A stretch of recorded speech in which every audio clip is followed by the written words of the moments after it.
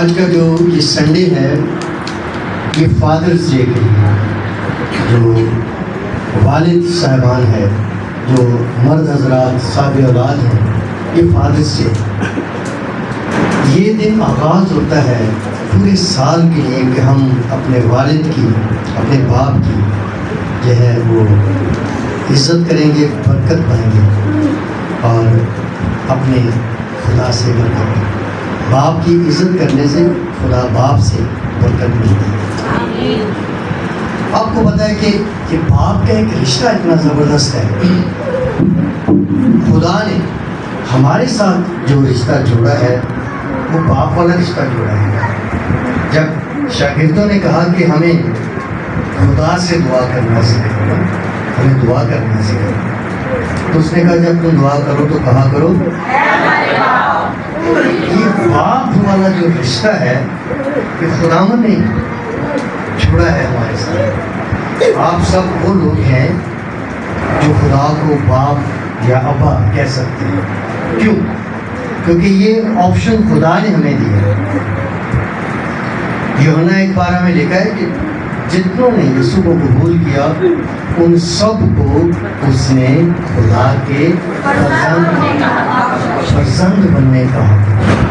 تو چار باتیں ہیں: محبت، قربانی، رہنمائی اور برکت۔ یہ چاروں کام باپ کرتا ہے، اور اگر باپ کرے یہ چاروں کام تو ایک زبردست نسل تیار ہوتی ہے، ایک زبردست لیگسی بنتی ہے، ایک ایسا گھرانہ بنتا ہے جو اس بات سے یاد کیا جاتا ہے کہ یہ خدا کا چنا ہوا گھرانہ ہے، یہ خدا کے لوگوں کا گھرانہ ہے، یا یہ ایک مثالی مسیحی گھرانہ ہے۔ پہلی بات کیا تھی؟ محبت۔ باپ اپنے بچوں سے، اپنے خاندان سے، اپنے گھرانے سے محبت کرتا ہے، اور اس کی مثال دیکھیں کہ ایک بیٹا جب باغی ہوا تو اس نے کہا کہ ابا میرا حصہ میں دے۔ حصہ کب ملتا ہے؟ جب باپ مر جاتا ہے۔ ایکچولی مرنے کے بعد حصہ باپ کی جائیداد ڈیوائڈ ہوتا ہے۔ تو جب جیتے جی حصہ مانگے تو وہ کیا کہہ رہے ہوتے ہیں کہ ساڑھے لے تم مر گئے ہیں، ساڑھا حصہ دے۔ بائبل میں لوکا کی انجیل 15 باب میں کہانی ہے پروڈیگل سن کی، جو دوسرے بیٹے کی کہانی ہے۔ تو اس نے کہا میرا حصہ مجھے دے، میرا اب ناتا ختم، اپنا حصہ لیا، پیسے لیے، جو بھی اس کا حصہ بنتا تھا وہ کسی اور علاقے، کسی اور شہر میں جا بسا۔ وہاں پر اپنی دولت کی وجہ سے اس نے بہت سارے دوست بنا دیے۔ آپ کو پتہ ہے کہ جب کسی کے پاس وافر پیسہ ہوتا ہے اس کے نزدیک دوست مکھیوں کی طرح جمع ہوتے ہیں، کھانے والے۔ مکھیاں کیوں کسی کے گرد جمع ہوتی ہیں؟ اور جب مشکل وقت آتا ہے تو یہی مکھیاں اڑ جاتی ہیں۔ شاید آپ کو کوئی تجربہ ہوا، جب تک آپ کسی کو کھلاتے رہتے ہیں وہ آپ کے قریب رہتے ہیں، جب آپ کے پاس نہیں رہتا یا آپ اپنا ہاتھ کھینچ لیتے ہیں تو پھر وہ سب دوست، وہ احباب، وہ آپ سے دور ہو جاتے ہیں۔ تو ایسے چلے جاتے ہیں جیسے مکھیاں اڑ کے چلی جاتی ہیں۔ تو اس بات سے آپ نے ہمیشہ ایسے دوست بنانے ہیں جو وفادار رہنے والے دوست۔ آمین۔ اب یہ بیٹا جو ہے یہ اپنے دوستوں کے ساتھ عیش کر رہے ہیں، ہر روز محفلیں ہوتی ہیں، ناچ رنگ ہوتا ہے، کھانے پینے ہوتے ہیں، اور آپ کو پتہ ہے کہ پیسہ جو روز خرچ ہوتا ہے ایک وقت آتا ہے ختم ہوتا ہے، خزانے مک جاتے ہیں، منہ خالی ہو جاتے ہیں۔ ایک وقت آیا اس بندے پر بھی، اس نے جو کچھ اپنے باپ سے حصہ لیا وہ سب ختم ہو گیا، اور اس کے ساتھ ہی وہ محفلیں جو اس کے پیسے سے ہوتی تھی ختم ہو گئی۔ جو اس کے پیسے کی وجہ سے اس کے قریب آتے تھے سب چلے گئے، اور یہ بندہ اکیلا ہے. یہی کہانی ہے. جاب ملی تو وہ بھی بڑی عجیب سی تھی. جاب کیا تھی؟ سوروں کا خیال رکھنا ہے، سوروں کا خیال رکھنا ہے. اور کھانا وانا کوئی نہیں، پیسے کوئی نہیں. وہ پھلیاں جو سور کھاتے ہیں وہ تم بھی کھا لینا، بس یہی تمہاری سیلری ہے، یہی پیسے. اور لکھا ہے ایک دن اس کو ہوش آیا، بھائی نے یہی لفظ سمجھا، اس نے ہوش میں آ کر کہا کہ میرا جو یہ حال ہے، میرے سے بہتر میرے باپ کے گھر میں کوئی نوکر ہیں جو وہاں کام کرتے ہیں، وہ میرے سے بہتر ہے. پھر اس نے سوچا کہ میں واپس اپنے باپ کے پاس جاؤں،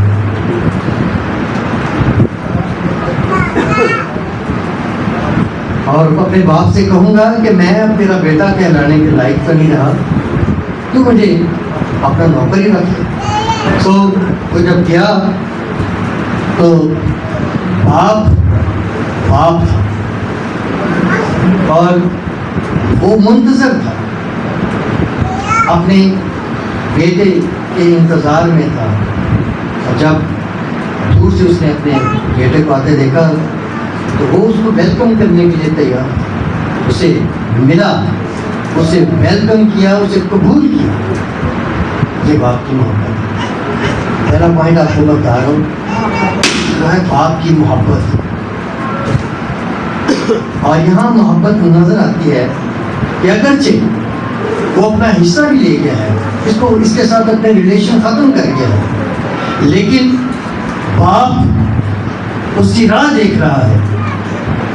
اور جب وہ آیا تو اس نے یہی کہا ہوگا کہ میں تو تیرا بیٹا کہلانے کے لائق نہیں ہوں، مجھے نوکر رکھ لے اپنے گھر. اس نے اسے گلے لگایا اور گھر لا کر اس کے جو پھٹے پرانے کپڑے تھے اس کی جگہ سے نئی پوشاک پہنائی، اس کو رنگ پہنائی، اختیار دیا. رنگ مہر کا کام بھی کرتی تھی، اختیار دیتی، اور اس کو واپس اس کی اصل سٹیٹ میں لیا. یہ باپ کی محبت. ایسی محبت بطور باپ ہم نے بھی اپنے بچوں سے دکھانی ہے. دوسری بات، قربانی. باپ کی قربانی کی مثال بھی میں نے آپ کو دی. باپ ہر موسم میں، ہر حالت میں، بیمار ہے یا تندرست ہے، وہ نکلتے اپنی ڈیوٹی پر کمائی کرنے کے لیے کہ میرے بچوں کے لیے کچھ کھانے کو ہو، کچھ پہننے کو ہو. وہ ہر طرح کے حالات میں اپنے کام کے ساتھ جڑا رہتا ہے. مقصد کیا ہوتا ہے؟ اپنے بچوں کو. یہ قربانی ہے. اس باپ نے بھی قربانی دی جسے ہم آسمانی باپ کہتے ہیں. خدا نے دنیا سے ایسی محبت کر اس نے اپنا بیٹا، اکلوتا بیٹا بخش قربان کر انسانوں کے لیے بخش دیا تاکہ انسان اس سے برکت پا سکے. اگلی بات گائیڈنس ہے.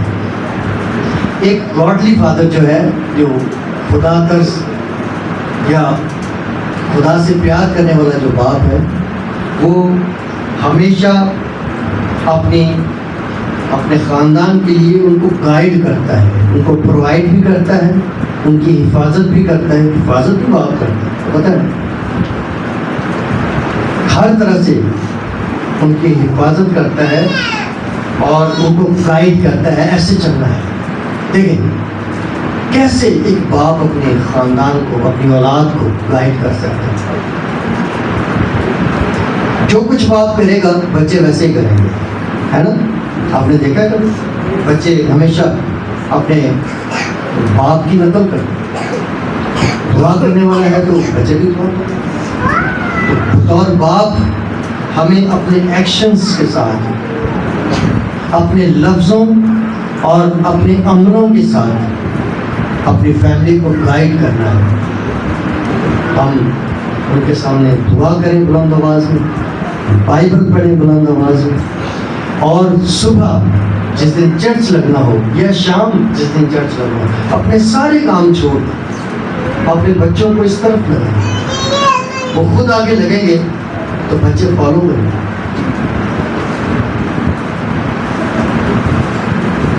دیکھیے ایک باپ ہے جس کا نام یشوع ہے.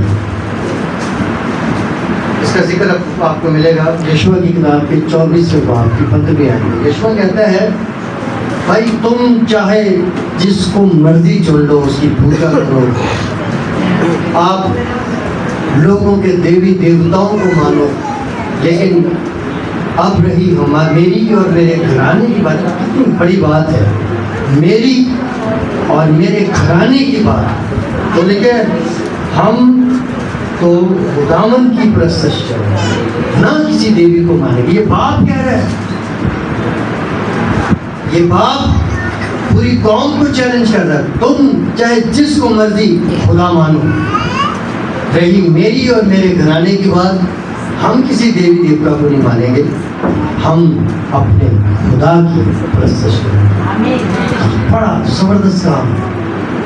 بطور والد یہ باپ کی ذمہ داری ہے کہ وہ قربانی دے اپنی خواہشات کی، اپنی محفلوں کی، اور اپنے بچوں کے لیے وہ راہ اختیار کرے جو اس کے بچوں کے لیے بہتر ہے. روحانی طور پر اپنے بچوں کی ترقی کے لیے گائیڈ کرنے کے لیے ان کو ضروری ہے کہ ہم روحانی کام کریں، دعائیں کریں، بائبل پڑھیں، چرچ جائیں، خدا خوفی رکھیں، خدا ترسی رکھیں، خدا کے ساتھ ساتھ چلیں.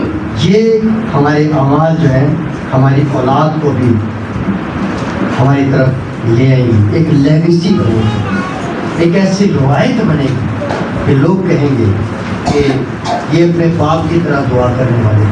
آمین. یہ بڑی بات ہے کہ لوگ آپ کے بعد یہ کہیں کہ یہ بیٹی یہ بیٹا اپنے باپ کی طرح دعا کرنے والا ہے. تو یہ کب ہوگا؟ جب باپ خود یہ کام کرے گا، دعا کرے گا. لیگیسی کیسے بننی ہے، کیسے ایک اچھی روایت ہم نے چھوڑنی ہے اپنے بچوں کی صحیح طور پر تربیت کرنے سے. امثال 22واں باب 6 آیت لکھا ہے لڑکے کی اس راہ میں تربیت کر جس پر اسے جانا ہے، وہ بوڑھا ہو کر بھی اس سے نہیں مڑے گا. لڑکے کی تربیت اس راہ پر کیسے کرے گا؟ جب وہ خود اس راہ پر چلے گا. تو باپ جو ہے وہ اپنے گھر کا لیڈر ہوتا ہے اور باقی جو جتنی فیملی ہوتی ہے وہ اس کو فالو کرتی ہے.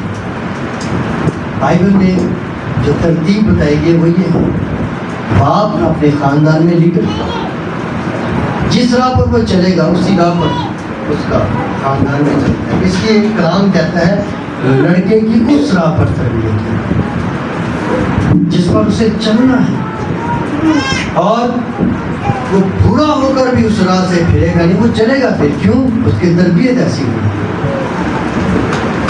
یاد رکھیے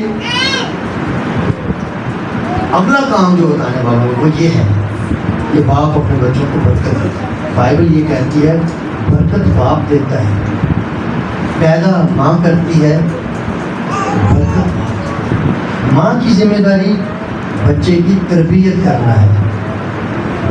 صحیح ہے، لڑکیاں غلط حرکت کریں، بچے غلط حرکتیں کریں تو کیا کہتے ہیں؟ تیری ماں نے جنگی ہوئی کہتے ہیں. ماں کا کام کیا ہے؟ اپنے بچوں کی تربیت کرنا، کیونکہ بچے کا زیادہ ٹائم ماں کے ساتھ گزرتا ہے جب وہ بہت چھوٹا ہوتا ہے، پیدا ہوتے ہیں اور بڑا ہو کر. لیکن باپ کی اپنی جگہ ہے.